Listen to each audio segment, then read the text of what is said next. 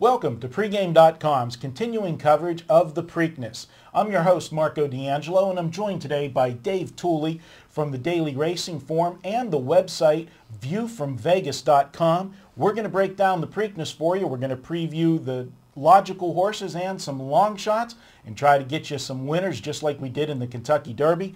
Dave, how are you doing today? Doing great, Marco. And congratulations on having the Derby winner. It was fun, that was for sure. I don't think we'll have the prices that we had in the Derby, but it's still going to be an interesting Derby. And what we're going to do, same format. We had great response to our last videos, Dave, where me and you kind of broke down all of the contender horses and then threw in some long shots that we thought had very good shots to win the race. And you put it all together and see if we can come out with some winners for our viewers and listeners. And if we're going to start the Preakness, there's only one horse to start with, and that's Animal Kingdom. Right, exactly. Tell me what you thought Derby Day. Well, yeah, like we talked in the Derby videos, yeah, you liked Animal Kingdom. I liked them too, but you can't bet every horse, and I kind of had to, like some others at a better price. My horse, Comet at the top, went to the lead, but as I discussed in those videos, Shackelford went up there, contested him for the lead, actually set the pace, and that did compromise his chances.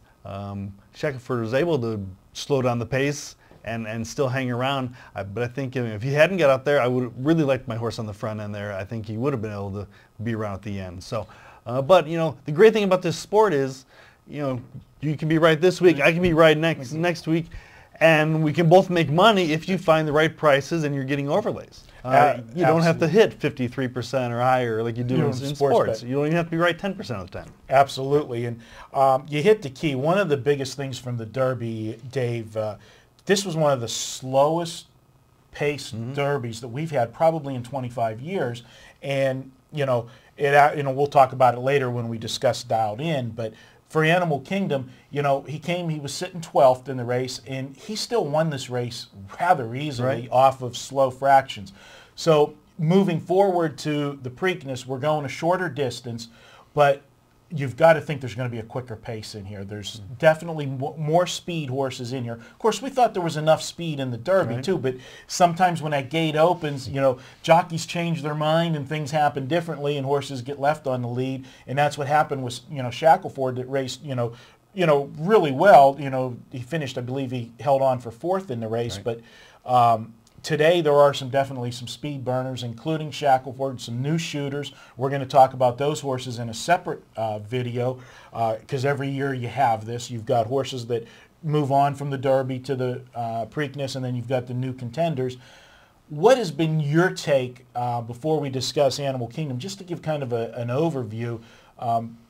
Horses that come from the Derby to the Preakness, it seems in recent years those horses are the ones that are dominating the ticket in the Preakness.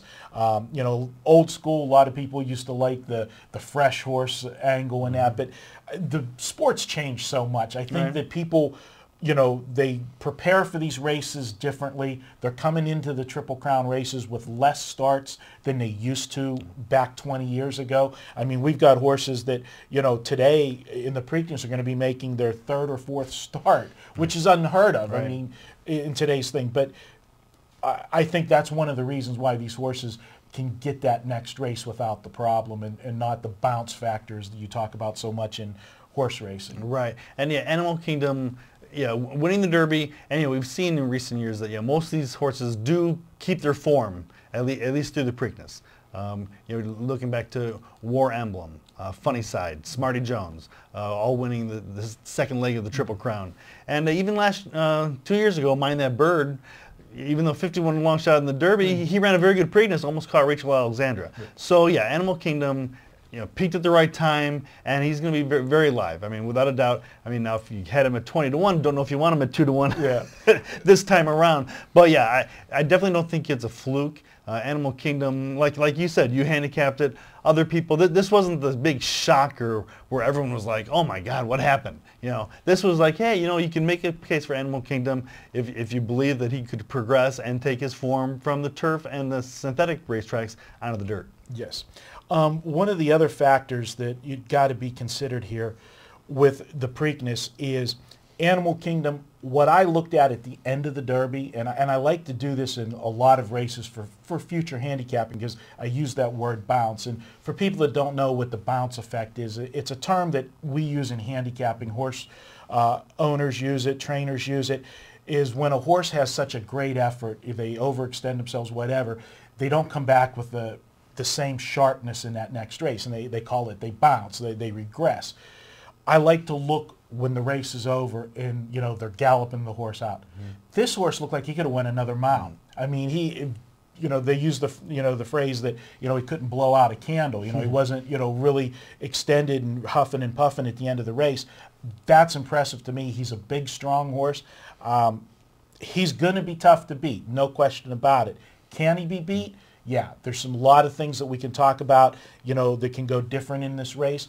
But strictly from a handicapping standpoint, if you looked at the Derby, looked at a 19-horse field, looked at the slow fractions, got away 12th, first time on true dirt, he did everything and he did it impressively. So there's a lot of talk that, you know, all of a sudden from a 3-year-old crop that was, you know, minus a superstar, there was really no superstar in this 3-year-old crop, all of a sudden people are talking Triple Crown, which you're going to have that talk every year after the Derby because, you know, you may only get 2 weeks to talk about it. Right, because but there's only one horse with a chance now. So that's it. And he's it. I say, you know, he's a legitimate, you know, to repeat here in the Preakness. We'll see what happens.